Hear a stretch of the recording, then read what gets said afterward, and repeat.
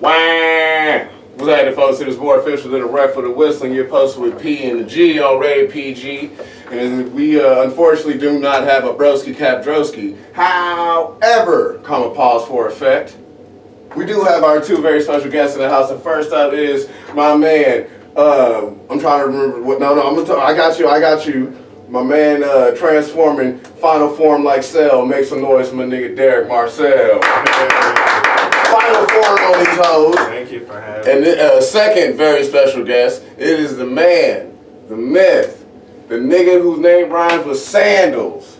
Yeah. Coming here off the flat pack, Mandal.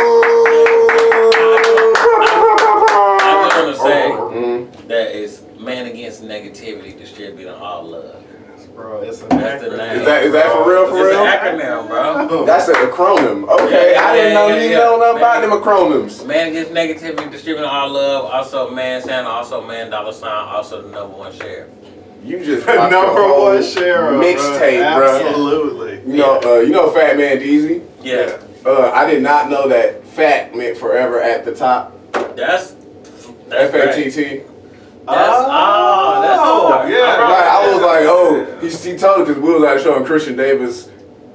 Wait, Fat Man went up, brought up Christian Davis. Christian Davis said, as soon as he got up, he goes, so Fat Man, like, what do they call you if you lose the weight? Just Deezy? I was like, bruh. He was like, means forever at the top, not size fat. I was like, oh, okay. Oh, yeah. Good pun there, buddy. I mess with that. That's Man what I against like. negativity, distributing all love. Yeah, man against distributing all love. Niggas sleep on Mandal out here, bro. I was asleep. Thank you for waking me up. But shows I have covered up, nothing this. Hold on. The 16th, I'm at Filibusters at the Relapse. 17th is I'm somewhere in Dalton, Georgia with Yoshi. Then the 24th and 25th, I'll be at the Laps Go to Best of Atlanta. Shows coming up, Mr. Mandal. I'm around. Oh yeah, he different. Not even like that. I'm around. Yeah. Or I probably won't be around. It don't matter. He has shows. You can catch him at the Laughing Skull Lounge a lot. Yeah, 97 Astoria every last Wednesday. That is a phenomenal show, by the way. Yeah, hey. That is what I got LOLs, or the 1 a.m. show every Saturday, Sunday morning. Bro, that Astoria show, it made me feel special one time. Like, ooh, I remember when I close my eyes, I see it. That's such a great show. Yeah, good show. Fun stuff, bro. Do you have any shows coming up, Mr. Marcel? I'm the Skull resident, so. Oh, you fuck niggas! Oh, these fuck niggas! If you want to come to a show, you can go there. I'm there all the time. Yeah. Congratulations on that, by the way. Hey, I feel like they're gonna take it away from me. It's a good time. It's a good. Let me stop. Talk your shit. It's a good. Talk your shit. It's a good time, and I'm glad that I'm the resident. It's the most fun I've. Question: is this the camera angle that you typically use? Mm-hmm. Yeah, I was gonna say I'm not sure where to look. This is a big. That's the thing. You can just look at me. Okay. This is a big contraption that you put together for this, bro. Oh yeah. Chair. You use the same chair, cat thing, and stand for each one. Mm-hmm. You got a good angle on you, bro. Oh yeah, that's how I look. It's real vertical on me. Yeah. I feel like I'm looking too far up. Well, no, that's the thing. A lot of people are like, do I look at the camera when I talk? I was like, if you want to, yeah. It's an optical illusion, bro. And the illusion is ourselves. Bro. Right. And I see it because it's the optics that you think you see. Bro. This ain't even real. We trying to elude, and I'm trying to shun myself. You feel me? What got you started in entertainment? Entertainment. All right. So entertainment, I'm gonna start back. Wait, hold up. Wait, just 1 second. Have you never been on this podcast before? I haven't. Okay, cool. Hey, I didn't know. Okay, I've never been. Entertainment. So I'm gonna start back far, bro. So I used to pop lock, bro. I used to be a ticker. So when I was growing up, I know you said tick. You used to be ticking. I used to tick growing up. So I feel like that was my first step into ticking. And I remember in elementary school, we did the civil rights program during Black History Month.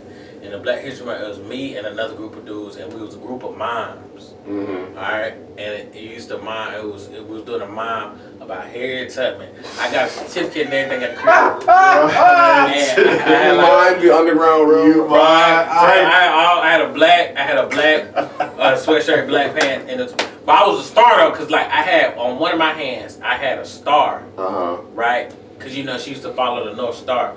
So it was a point where everybody was doing their thing, and I had to tick. They said it was mime, but I was really ticking, bro. I ticked from all the mimes over to the end, and then I grabbed the person's hand. We all grabbed hands, and we did like a wave, and then with the wave, it was the North Star. And bro, that was the hardest moment. I killed that, bro. And then so I used to tick a lot, and then I remember in middle school we had the Black History program.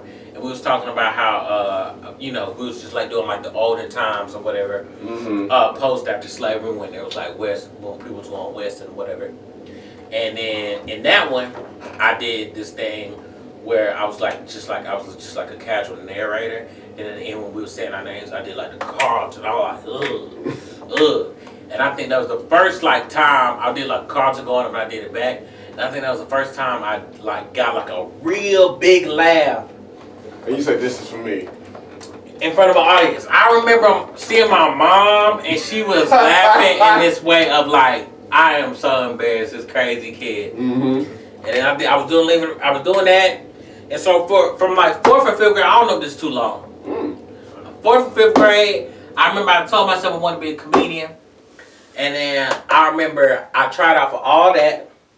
My mom put me in acting classes. I tried out for all that. I bombed that jump so bad. I was on the way to some fly stuff though, like, cause I was doing it, and then it was a part where I had to do a French accent, and I pulled out this beret, and I had like said some like funny stuff, but I forgot the rest of my lines, so they ain't like that. I freaked it a little bit. I'm about to say you probably could have been Pierre's cargo. For real, and people was in there yelling. They was in there yelling at their kids too, bro. Like, it was a lot of people like, get the lines right. It was like, dang, mama, you need a job. Oh, she do. My mama was real chill. My mama was real chill there. I remember everybody else's mom was kind of tripping on them. And then I did this one movie called The Walk. It had Eva Piffle when she was light skinned. before they dipped in that oil, bro. She was in I did a movie called The Walk where I was supposed to play her son, but they said I was too old. So I ended up being just an extra in the church. And you can see my face on BET for half my face on BET for 2 seconds. That's a Did that.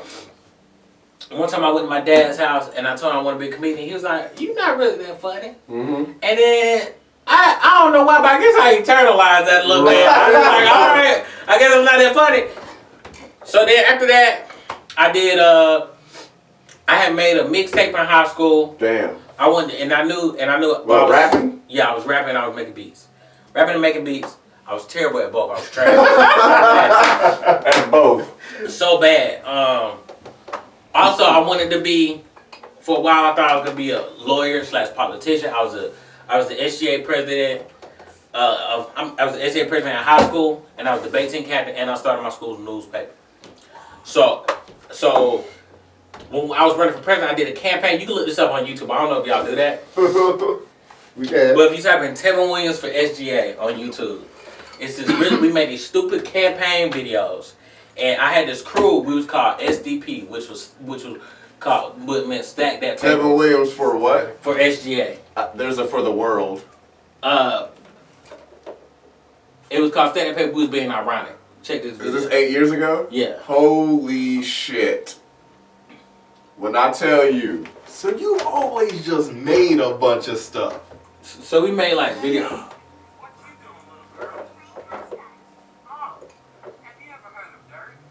Pause. Young Before there Tevin. was the precursor to the Mandal Man was the Dirt Man, right?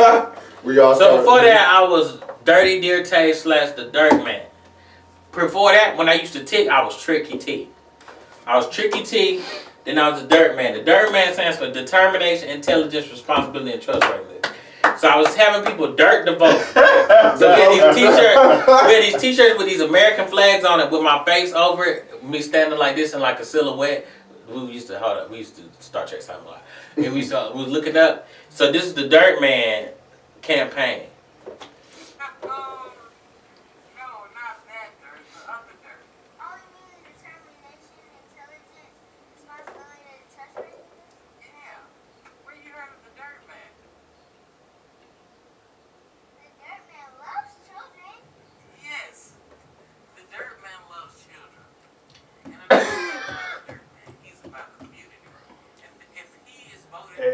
Mandal. Yo, Mandal, bro. So look, so I did that. So we won. Me and my Of course homeboys. you won. We put these YouTube videos out. We had these T-shirts that everybody was wearing. We was giving out these free T-shirts. And then on my campaign speech, it was like the smartest girl in school, the second smartest girl in school, and then this girl who just really, really hardworking. They all ran against me, and they had these really intelligent speeches about how they was gonna change the school and whatever. And I just gave them a funny little speech about how I wanted to do some fly stuff. I had on a really nice. And how I want everybody to get some dirt. I was like, dirt the vote, kids was laughing, and I won. And boy, I was told I was the worst SJ president in school. I didn't do nothing, bro. I just wore fly to suits with bow ties. I didn't do nothing, bro. To be fresh. But I just knew I was gonna be. I wanted the campaign, and I was doing those videos, so I was like, okay, I want to be a politician. Until I realized I was trash at actually doing the work. Right. Got to college. I realized I still like music, right? So I started mixing music, started doing engineering. Engineering was weird. It was cool. I got into some weird stuff in school that led me to. I threw. You probably find it on my Facebook, but it's too much. I threw a concert. I threw a benefit concert. For no purpose. I did a music concert. I had like rappers. I had a band. I had like a whole bunch of stuff. First show I ever put together in my life. Stole 70 tickets in my freshman year of my first semester in school. So I didn't even know a lot of people who just passed me tickets. Did a music concert, had my homeboy who gonna come in a little later, who hosted it. He was a funny dude on campus. Let me know the story so long. You can cut. Do you edit these or you just post it straight up? I posted. Oh well, this is gonna be trash. But anyway. did that. Right, did the music thing, fell out of the music thing. I was trying to do, like, I was engineering for a while, decided not to do that. Then I wanted to be a music manager / A&R. So I was in the music business program in school, did all that, kind of fell out of it because I got into some weird stuff in school. Started back in school, did school, hated it. Did marketing, always did like weird stuff in school. Like I used to like, I got these old I can show it to you, like, I got these old Christmas cards I would put out. Where it would just be me standing real weird with like a do-rag, and then be like, so you've always been a character. Merry Christmas. That's the point I'm getting to. Merry Christmas, ladies. When I was 21, we did Mandal Got the Hen. We had a hashtag going around where I was like, I bought 2 bottles of hen. I still never done this day. And I'm just going around saying Bible verses to people. Then I give them Hennessy and leave. I used to keep these like Newports in my pocket, so that when people were smoking weed, I was like, let's match y'all. And I never opened up the box. I never smelled cigarettes. So I always just have these stupid antics and weird stuff I used to do. I started doing campaigns with this organization I was with in school. And then I graduated to marketing. And then I was like, yo, I hate this, bro. So you just jumped into doing stand-up? I had a homeboy who I had host the show from way back. He did a set. And the host was Shawnee. The first show I ever went to, the host was Shawnee, right? Where was it? It was at Open Toe in Athens. Shawnee was 2 years younger than me. I was the year I was graduating. My homeboy went up on the show, the first comedy show I ever been to. The host was Shawnee. The other 3 people who I knew now on the show was Evan Rollins, Zach from Chicago, and Derick Marchel. So we in the room, right? My homeboy does all right. He actually does pretty good. Everybody who's bombing, don't think Derick's a nice guy. Every person who bombed in there, you would hear nothing but silence, except this tall dude being like, you stupid. Like out loud, and people like, you dumb. Like you just hear him in the back. They're such a nice guy, though. Bro, everybody kept turning around, dying, laughing at this man, making fun of people bombing, because nobody be laughing, and just be like, you stupid. Like, you be like, what is this dude doing? I can see that now, He was killing me. This is before I even knew any of it. So that happens, I end up finessing on one open mic, and I usually don't count this one, but I say my start date is February 18th, but technically, I did one show before that, a month before, where I hopped on the mic, didn't work. I didn't even have no jokes together. I just tried some or whatever. I tried it one time in Athens, but my first time of really doing it was February 18th at Meats, the old Meats, Did a set. Michael Rowland was there. Ed Denzel. That's when I realized that was my favorite comic of all time. Plug was there. Landon was there. They were, at the time, I thought I was actually killing, but they really were just helping. They knew my first time. They was laughing at me. Right. Plug was there. All these people was there who were like people I'm cool with now. Did all right. And I realized this is what I want to do. So I just kept doing it while I was working. I had like 7 different jobs.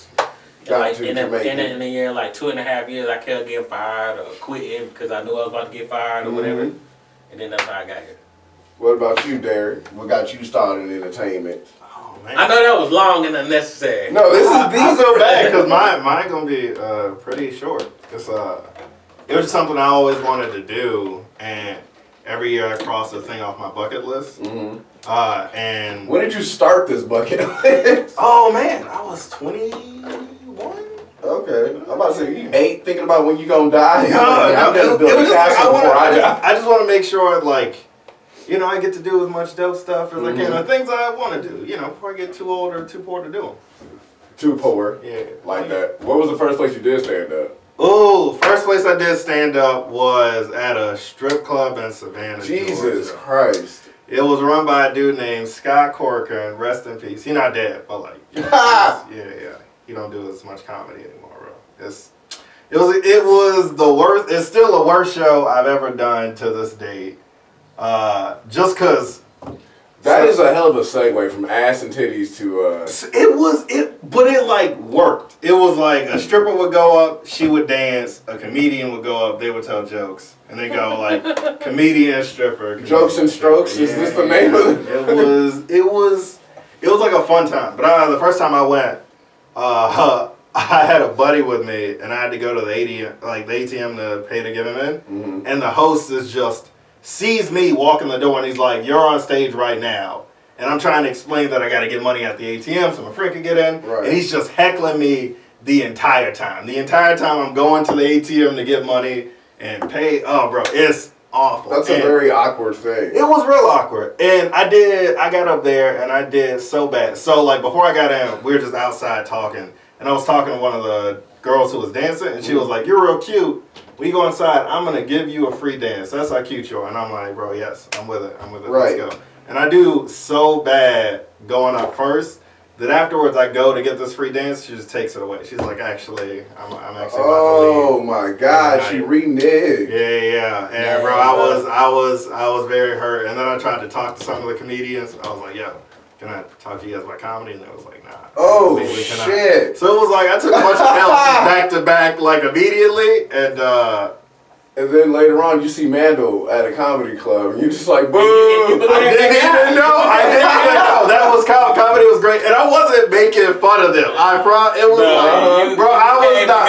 was a fan of the bits. I was not making fun of them. Listen, man, you a hero.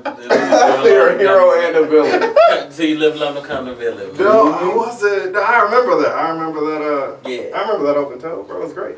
Well, what was let me ask y'all this: what was you ever been starstruck meeting somebody doing stand up? Like you saw him and you couldn't speak, or you're just like, "Oh shit!" Literally all the time. Oh, 100%. I would have to say the one time when I first started doing, starting to get up. Some traction. Yeah, some traction. Everybody know this about me, but the reason why I started doing comedy was Hannibal Buress. Hannibal Buress was the first comic I saw who was like me, who just some weird dude. All this bitch was just like real strange and abstract. I was like, this dude is the funniest thing funniest comedian I ever seen in my book. And then, so he was at 1 a.m. one night, and we in the back. And he there, and this is probably, I'm like a year and a half in, so I didn't really know better. I didn't realize that all comedians see comedians as peers. Like, how low, it's all peers. So, he in the back, and I just go into this whole long, like, man, you the people I started, man, changed my life. Whole thing for maybe a full minute and 30 seconds. But it seemed like 5 minutes. Yeah. It was like long. And then he was just like, cool, man. And walked away. Like he was, but I felt him now. Now I forget it because I'm like, why did I? Because if somebody came up to you and said the same thing, like I don't know. But he in the green room chilling, you know what I'm saying? Right. He around comics, and I'm making it weird by doing this whole thing. So I learned from them that, like, even the people that I'm big fans of, I just be cool, and then they be cool to you. I mean, later on, I saw him other times, and then he was like cool. I like you see him around the shows and stuff when he was in Atlanta. But I ain't never seen Animal Birds, but you say when you see him around this. No, not even like that. Not even like that. I just remember I fanned out crazy, bro. Like it was enough for somebody to be like, you can't be in the green room. Oh shit! Yeah, I couldn't help it because I was like, this is the dude. This is the dude. Why I started doing it. And then after that, I seen him at like 6-7 more shows, you know. Nobody could have even stopped you once you started either. Yeah. Nobody could have been like, yo. Yeah, like, you're tripping. Yeah. Like I was tripping though. I was like, man, like I wouldn't have been here, man. And you opened up the lane. Like I was on some like, I'm thinking he gonna be like Jay-Z. He gonna dap, hug her, and be like, man. No, you the reason why. You know what I'm saying? Something like that. You the reason why I'm doing this. Yeah, and then but he was just like, cool. Like stop. I'm gonna go over here. Yeah.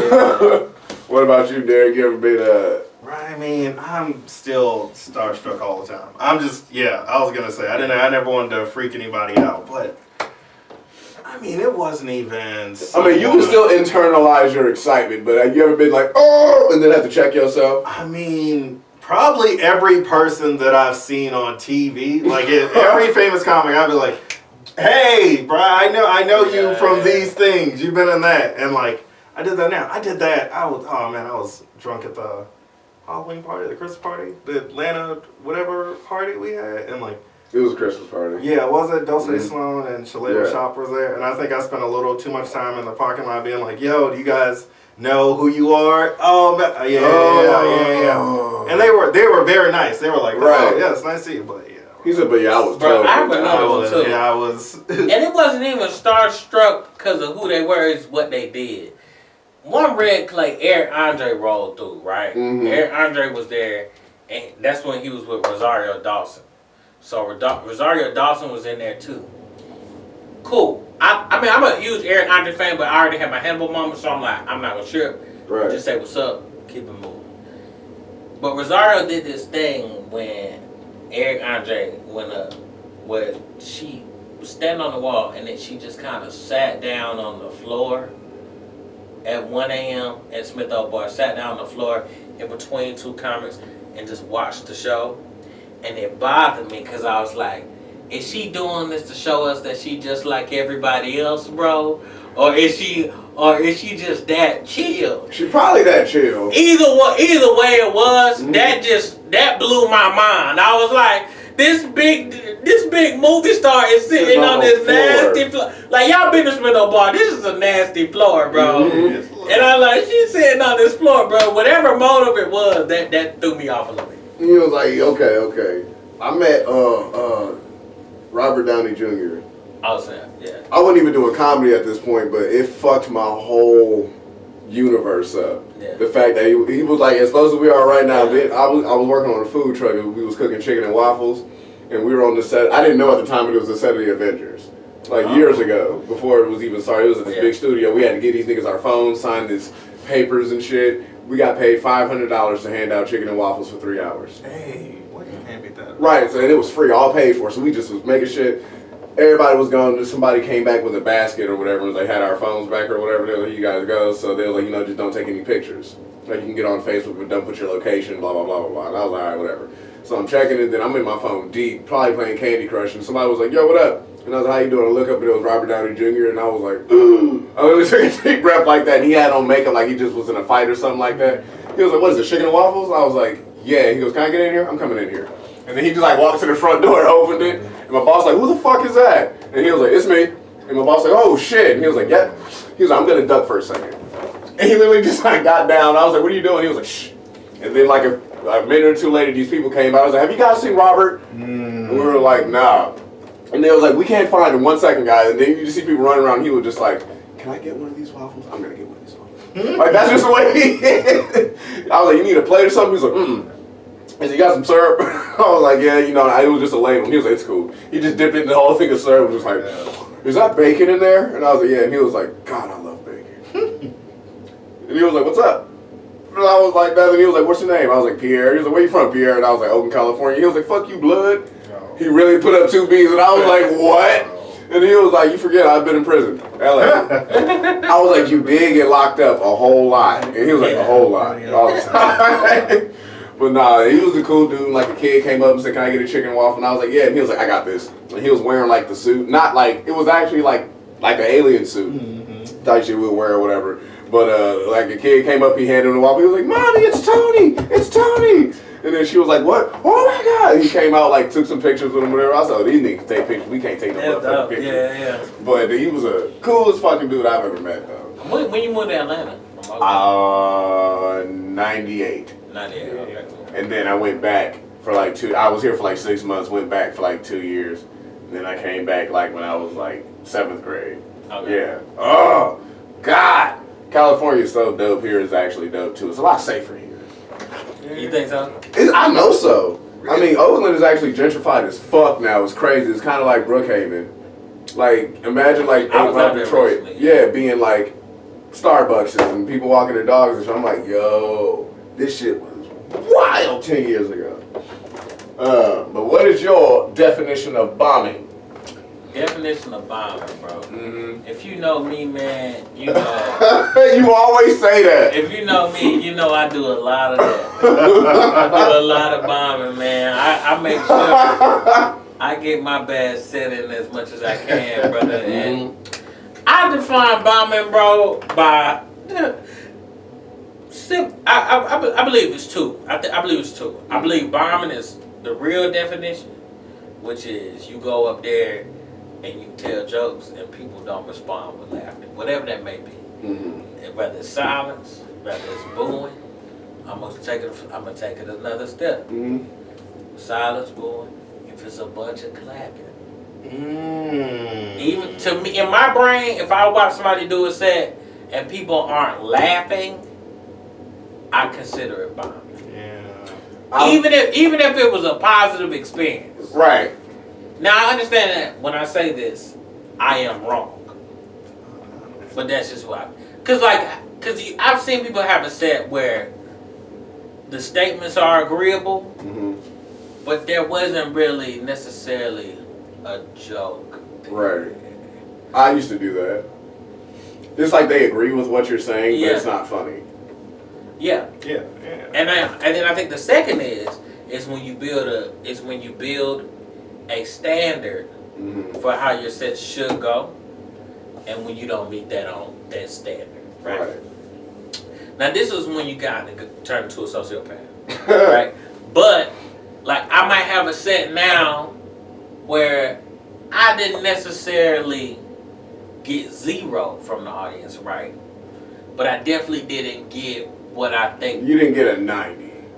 For sure. Right. And I think a lot of times I might be like that. I still have the same emotion, or even a worse emotion, right? I get the same emotion that I would have if I got 0, or even a worse one. Because if I get 0 on stage, I'm gonna say something nuts.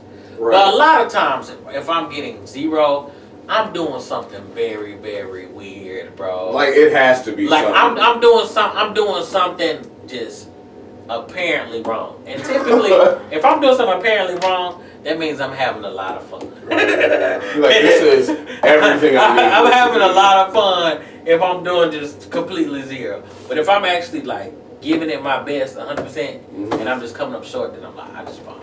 What's your definition of a bomber? Is it relatively similar? Yeah, it's pretty similar. I'll count any bomb where I count any set of bomb if it's up and down. Yeah. Like, if it's got, like, one joke that does really well, but, like, another joke that gets silent, scrap the set, bro. That's a bomb. I forget who it was. Somebody said, if you at any point lose the crowd for any amount of time, that's a bomb. Then that's the... And he was like, that's how I think. Like, if you're doing good, and then it's just flat at some point. He said, even if you got a 30-minute set and you bring them back, you know what I'm saying? He was like, at that moment, you failed. Yeah. And he was like, it's supposed to be a continuous. He said, even if you kind of lose them, but if you say something at any point in your set and it's just, You hear that, nigga? They just you just bombed. Yeah. So he said they don't want you to do bad. People want you to be funny. It's weird for them when you're not. He said, look, then they see it in your face when you know. That's the thing. That's the. He said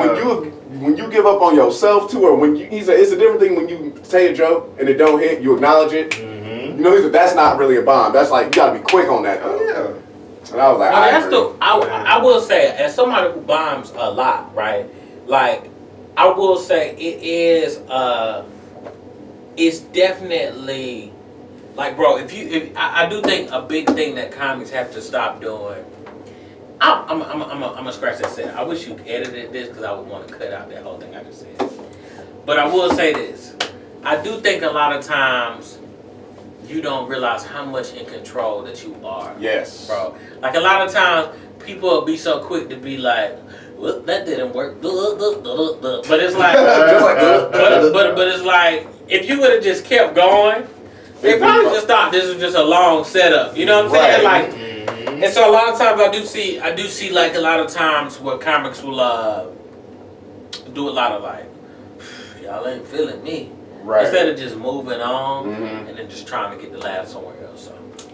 And like that's another thing Tyler was like. He was like that happens when people. I think he calls it when they lean on the punchline too heavy. Yeah. It's like when you say something and you expect people to laugh at it and then you wait and then they don't. Then you feel attacked. And that's when people like, oh, this crowd ain't shit, or y'all don't get that, or this, that, and third. He was like, bro, just keep pushing. Just keep pushing. He said, that's like people came somewhere to eat. You made them something to eat. They didn't like the way something tastes. It ain't they fault that they didn't like it. He said, how you gonna get mad at them? Yeah, for sure. I was like, but we got about a good minute left, folks. So you put out your Instagram. That you don't check. You can follow me on Instagram, man. I guess it's the Mandal, TheMandalman. Don't listen to any comedy advice I ever give because most of the stuff I say is kind of trash, bro. I don't believe that. And your Instagram, sir? Derick Marchel, DARE_MARCHEL. You don't have to follow me on that. If you're watching this, bro, follow me on Twitter. I hang out there all the time. Twitter. And I say, actually don't follow me on Twitter, just in case. Bro, you don't have to follow me, bro. Follow Piere. Follow Piere. I was going to say, if you should do anything, follow my Piere, man. It don't matter, He Diddy Bopper. He Diddy Bopper. And folks, we'll be black. If that's all white with you, au revoir, arrivederci, we bid you adieu.